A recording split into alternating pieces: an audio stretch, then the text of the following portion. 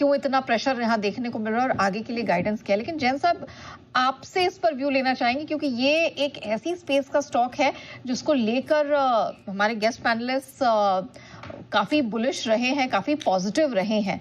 तो पीजी इलेक्ट्रोप्लास, इसका भविष्य कितना धूमिल लग रहा है या ये मौके हो सकते हैं यहाँ से आगे एक मजबूत आउटलुक के लिए या स्ट्रेंथ के लिए?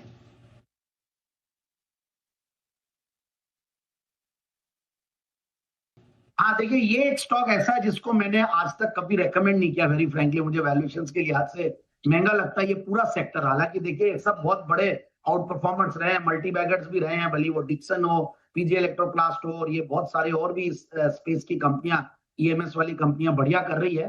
बट समहाउ मुझे थोड़ा कन्विक्शन कम आता है जो वैल्यूएशंस है और जिस तरीके का धीरे धीरे आगे भी आने वाले दिनों में कंपटीशन आ सकता है। तो आई थिंक आज मैनेजमेंट को बहुत बढ़िया से इंटरव्यू किया था अनिल जी ने और बहुत कुछ समझ में भी आया और मैनेजमेंट ने भी काफी अपनी जो दलीलें थी बढ़िया से रखी सब कुछ। बट ओवरऑल आई फील कि आगे आने वाले दिनों में जिन्होंने गाइडेंस दी उसको देख के लगता है कि थोड़ा सा मैं वो रहूंगा। हालांकि ये स्टॉक को काफी नीचे के लेवल से देखा और एफएनओ स्पेस में आने के बाद ऐसा ही होता है, कई बार नेगेटिव न्यूज जो आती है एफएनओ स्पेस में अगर आ जाती है और वो स्टॉक एफएनओ में है तो बड़ा करेक्शन और बड़ा पनिशमेंट मिलता है। तो अपने 200 डेमास के नीचे भी डिसाइसिवली आ गया। अब ये मुझे लगता है कि 400 से 500 की रेंज, ये रेंज में कहीं ना कहीं कंसोलिडेट करेगा। बट ओवरऑल मुझे समहाउ अब जिन्होंने लिया हुआ है उनको होल्ड करके ही रखना पड़ेगा। बट मैं थोड़ा सा, क्योंकि गाइडेंस में जिस तरीके का था लास्ट टाइम जो गाइडेंस थी और इस बार की गाइडेंस में भी मुझे फर्क नजर आया। So I am not very confident about commenting.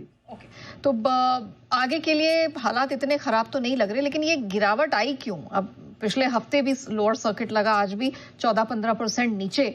Exact कारण क्या रहा है, जरा प्रियंका से समझते हैं। रीजन तो ये बिल्कुल है कि अब एफएनओ स्टॉक है ये, तो इसलिए ज्यादा बड़ी पोजीशन शॉर्ट की बन पाती है। कैश में आप कितना सेल कर पाओगे। लेकिन जो रीजन है बाजार किस लिए फियरफुल है, पहले तो इन्होंने जो गाइडेंस, ठीक है आपके नंबर खराब आए वो तो बाजार तो उस पर रिएक्ट करेगा, लेकिन अगर क्या आप आगे सुधार कर सकते हैं, अगर वहां पर भी आपको सोल्यूशन मिल जाता तो शायद नहीं इतनी पिटाई होती। लेकिन आगे की ग्रोथ की जो गाइडेंस है वो ही तो समझ नहीं आ रही है पीजी इलेक्ट्रोप्लास में।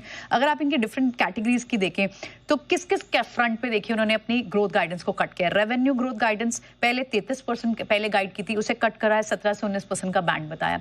ग्रुप लेवल पे जो रेवेन्यू गाइडेंस है उसे कट किया, 33% से कट करके 21 से 23% की रेंज बताई।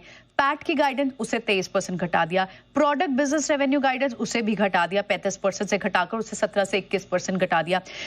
इनकी एक और बहुत ही सरप्राइज करने वाली जो एक डेटा पॉइंट निकल के आता है कि जो ऑर्डर आरएसी सेगमेंट में पेन है नेहा, क्योंकि अगर आप देखें ये जो एसी सेगमेंट है ना सिर्फ पीजी इलेक्ट्रोप्लास को, सारे कंज्यूमर ड्यूरेबल सेगमेंट को, चाहे वो ब्लू स्टार हो, वोल्टास हो, सबको हिट आया है। लेकिन इनकी ऑर्डर बुक कैंसिलेशन जो है वो काफी सरप्राइजिंग है। अप्रैल में आप 70% प्लस ग्रोथ पे हैं, रोबस्ट ग्रोथ पे बैठे हैं।